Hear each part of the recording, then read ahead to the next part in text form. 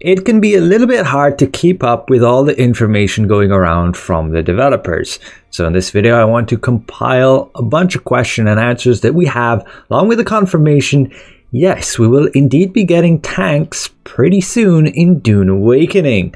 Literal tanks, as you see in the gameplay trailer right here. Now there are over 20 different questions and answers which I want to go over, and that include like renaming vehicles, hotkey for switching seats, how to take a break and not lose your entire base, raiding other player bases and an exploit to go with that, your lighting placement cap, and even the ability to say change the lighting colors, raid parties in say the deep desert, character recustomization, losing your entire base by accidentally deleting one block, server transfer, PvP balancing. I'll put timestamps on the playbar below if you want to skip to any of those answers real quick and get more details. So first of all, renaming vehicles. This has been discussed with the devs, but they're not sure on the status yet. You do have a limit of just 10 vehicles, but yeah, it can be a bit annoying when you're running with a group and you have like 6 different buggies and you don't really know which one's yours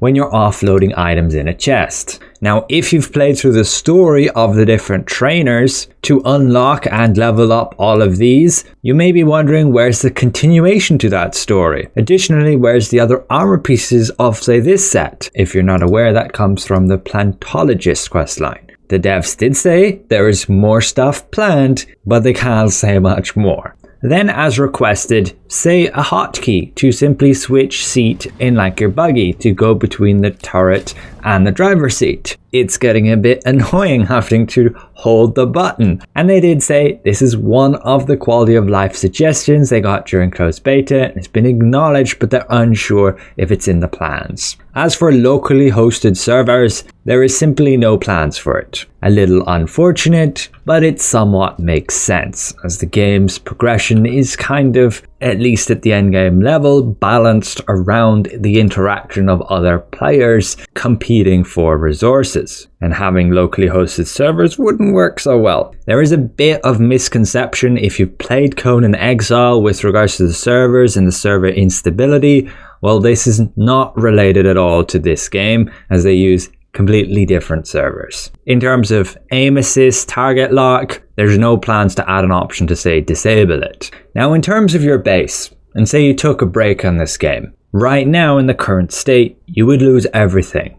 Over time, if you don't pay your taxes, if you don't top up your generators, your base will get destroyed by the storms. The dev's response to this guy was he'd recommend playing on a private server. These are hosted by official server hosters, but yes, you can create your own Haga Basin, this map just here, not the deep desert, and you do have some control over what's going on here. For example, he suggests to remove the taxes and shields feature so that you no longer need to have the maintenance for that. That way you wouldn't lose your base. You of course would still be having to pay for a private server. Otherwise, yes, I would recommend just accepting the fact you will lose your base, so you can simply grab all the valuable items and throw them in a bank. Now in terms of player raids, I shared earlier, and you can see a dev's Reddit post that does support this. There is the ability during a brief window where you can attack a base. Now this again only applies in the deep desert and is related to the event log here. You will see how sometimes a large sandstorm disables the shield on a sub-fief. Now this normally gets restored, but doesn't during the Coriolis storm. As you can see here, the shield regenerates. This brief window is about 6 minutes and it allows for players to damage and raid your base. You can see with this guy's example, he would lasgun through the doors, break the generator, and then break the actual sub-fief. So this is the most important thing to protect when you create a base in the deep desert, because if that sub-fief is destroyed, they can place their own sub-fief down and take over the entire base. So then all the chests become available. Whereas if they didn't destroy the sub-fief, you'd have to manually destroy these chests, depleting the HP, to then get at the loot. So it would take some time if you had a lot of chests.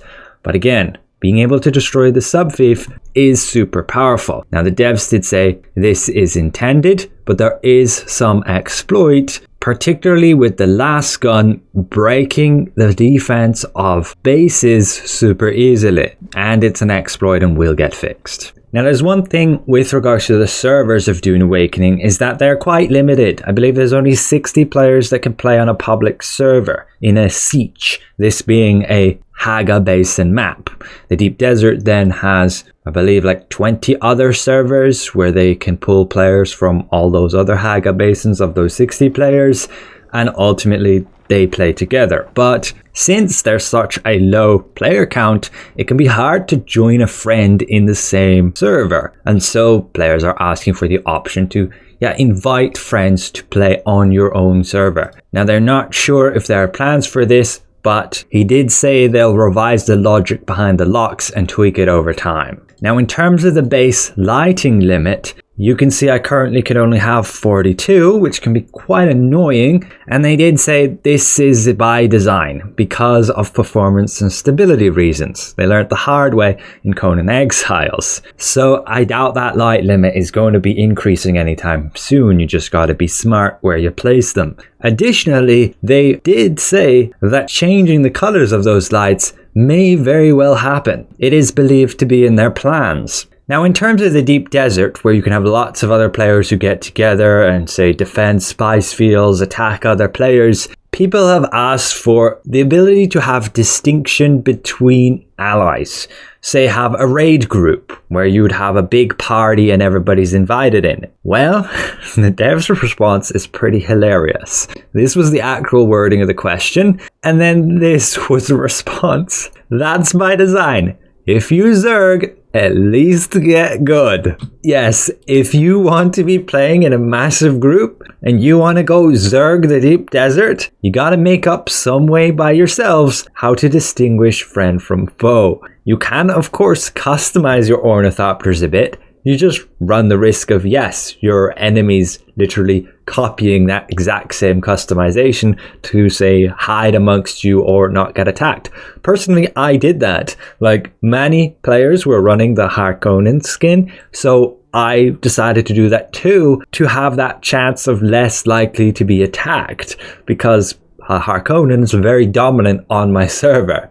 But moving on to the next question, it was asked about building bases that, say, block certain paths. And the response was the team will treat it as griefing if it completely blocks normal progression. Like if you're completely sectioning off the ability to get to a location, say on foot. For example, this outpost, let's say I completely walled it off with some friends and nobody could get there by, say, walking there or climbing even, then that would be considered griefing and the devs would do something about it. Some people reporting how the Coriolis storm seems to cover the entire map, and that's completely by design. The Coriolis storm is a massive storm that covers the entire planet. You can see the devs' response here, and so yes, it's completely intended and you just gotta bear with it. Everything gets misted over and you can barely see a thing. And be aware, it will be a weekly thing. It also reshuffles resource nodes. So you may notice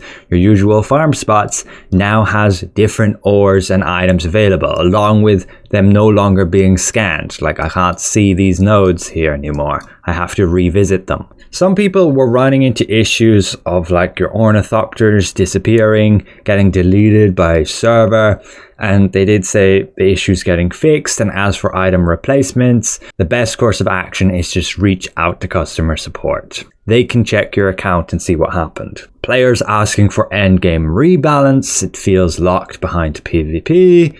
And yes, it basically is the Deep Desert. And the alternative is to farm resources and buy those items from other players. The response was a simple yes. In terms of character customization, this is also confirmed to happen and it will be pretty in-depth. Now there's also something to be really careful of with your base, is if you go and delete the block below your sub-fief so it has no support, the thing breaks. And what happens then is for some reason, your entire base breaks. Now this will get addressed, but for now just don't delete that block. In terms of the deep desert and say fighting ornithopters, particularly just spamming rockets at each other, players are finding it a little bit boring, and they did confirm a bunch of times that they're working on changes and improvements. As for update cadence, like when can we expect a new content update, like new quests, chains, new things to research and build,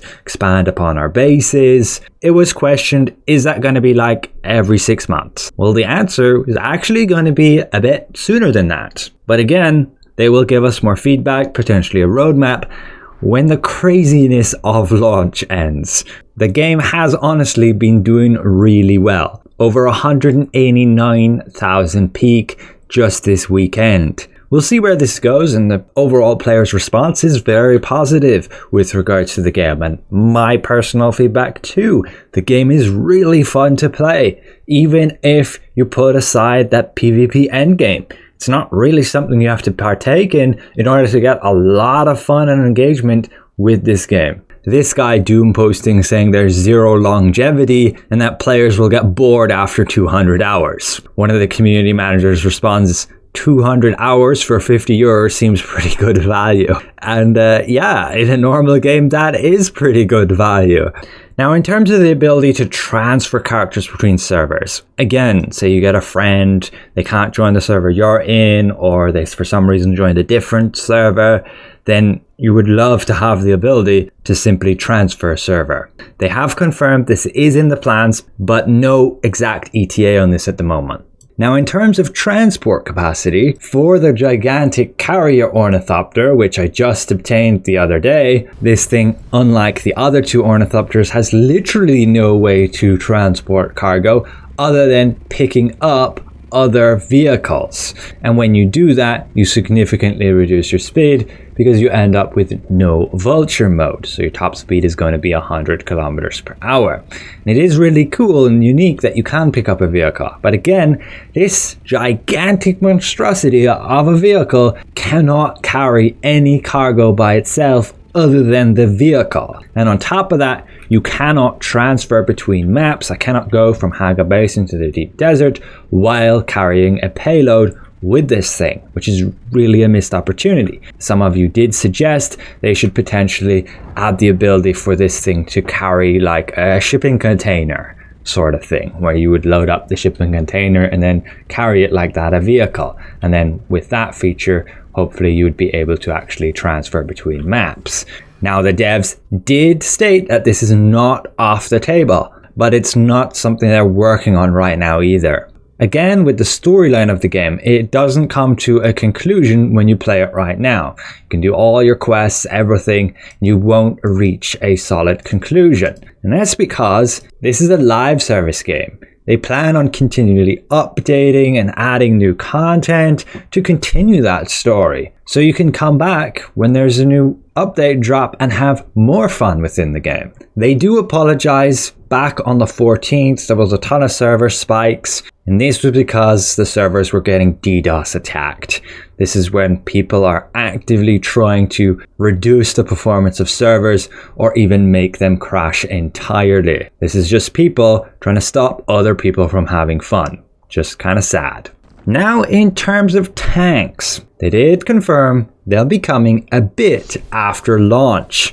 And yes, the Pew Pew tanks. Again, as you may have seen when watching trailers for this game, there are tanks visible. One just comes over the hill here with a gun blazing. Other than that, I'm not sure what functionality they will have overall, and you probably will need a carrier to get them off the battlefield, or they'll simply get eaten by the giant worm.